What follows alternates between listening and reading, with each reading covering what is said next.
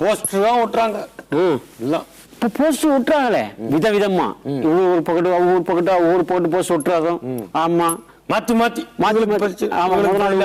ஆமா ஆமா. இவங்க ஒரு நாள்னா அவங்க ஒரு நாளைக்கு, அவங்க ஒரு நாளைக்கு, வாரத்துக்கு 7 போஸ்ட் ஓட்டுறாங்க ஒரு நாளைக்கு ஒண்ணு. ஆமா, ஒரு நாளைக்கு ஒண்ணு. அப்ப பாத்துக்க, இந்த போஸ்ட் ஒட்டுறவங்க யாரு? அதான் முன்னாடி எல்லாம் தொண்டர்கள் ஓட்டுவாங்க.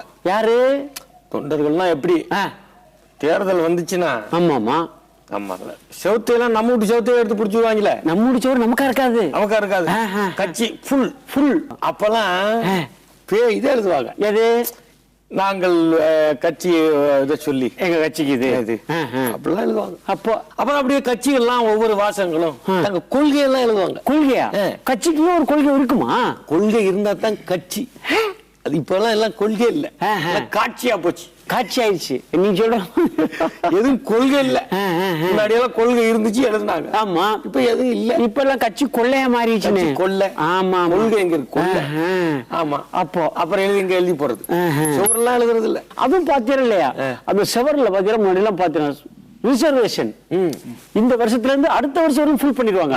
இந்த தேர்தல் இதுக்கு ஃபுல் ஃபுல் அப்படின்னு போட்டு வச்சிருக்கோம். இங்க 1 கிலோமீட்டருக்கு சோத்துல ஒரு பேர் எழுதி வச்சிருக்கு. தலைவர் பேர் ஒரே பேர் தான். ஒரே பேர் தான். இங்க ஆரம்பிச்சு அங்க வரையும் போய் 3 கிலோமீட்டருக்கு முன்னாடி எல்லாம் கொடி பிடிப்பாங்க. இப்ப நூல் பிடிக்கிறாங்க. நூல் பிடிச்சு 1 கிலோமீட்டர் பிடிச்சு அந்த ஒரே ஒரு பேரை எழுதிடுறாங்க. சரி, அதை எப்படி அவன் படிப்பான்? அதானே, அதுக்குள்ள படிக்கிறதுக்கு அவனுக்கு நேரம் வேணுமா இல்லையா?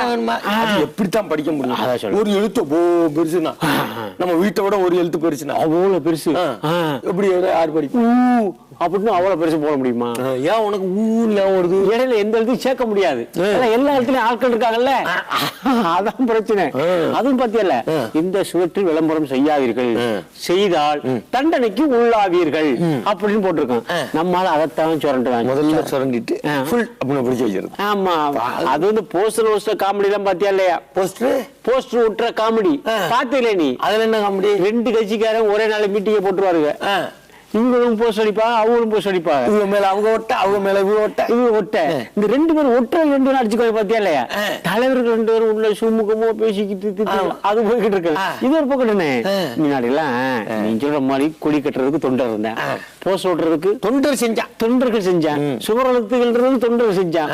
ஆமா, இப்ப எல்லாம் கான்ட்ராக்ட் தான். கொடி ஊன்றது ஒரு கான்ட்ராக்ட், போஸ்ட் ஓட்டுறது ஒரு கான்ட்ராக்ட், ஆமா, மேடை போடுறது ஒரு கான்ட்ராக்டர், அதுக்கப்புறம் ஜிக்னா போடுறது ஒரு கான்ட்ராக்ட், வீடியோ எடுக்கிறது ஒரு கான்ட்ராக்ட். ஆனா பேசுறது யாரு? அவங்கதான். அதுவும் கான்ட்ராக்ட் இல்லையே. அதுவும் கட்சிக்காரங்க கான்ட்ராக்டுக்காக பேசுறது. கான்ட்ராக்டுக்காக நீ சொல்லும் போதுதான் தெரியுது. கான்ட்ராக்டர் பூரா எல்லாம் கான்ட்ராக்ட் தான் இப்ப எல்லாமே. ஆமா, பாலங்கட்டுல இருந்து பள்ளிக்கூடம் கட்டுல இருந்து எல்லாம் கான்ட்ராக்ட் தானே. ஆமாங்க ஆமாங்க. முன்னாடி எல்லாம் கொள்கை இருந்துச்சு எழுதுனாங்க. இப்போ எதுவும் இல்ல. இந்த சோகத்துல அரசு சோகத்துல விளம்பரம் பண்ணக்கூடாது ஆமா அப்படின்னு சொல்ல, நீங்க மீறி பண்ற சரி, அதுக்கு ஒரு செலவா? ஆமா, அதை வீடியோ எடுத்துக்கிட்டு செலவு கணக்குல தேர்தல் கமிஷன் எழுதிடுவாங்க. அப்புறம் அழிக்கிறதுக்கு ஒரு செலவு, அது அழிக்கிறதுக்கு அது அவங்களே அழிக்கிறது, அது அவங்க செலவு. இப்படி எல்லாம் தேர்தல் கமிஷன் கடுமையான கிடுக்கி பிடி போடுதாம்ல. என்ன கிடுக்கி? இந்த இடத்துல எழுதக்கூடாது, அனுமதி இல்லாம எழுதக்கூடாது அப்படின்னு சொல்றதான். யார் எழுதி வச்சுட்டு போயிடுறாங்க, அப்புறம் அழிக்கிறதுக்கு தேர்தல் கமிஷன் செலவு பண்ணுங்க.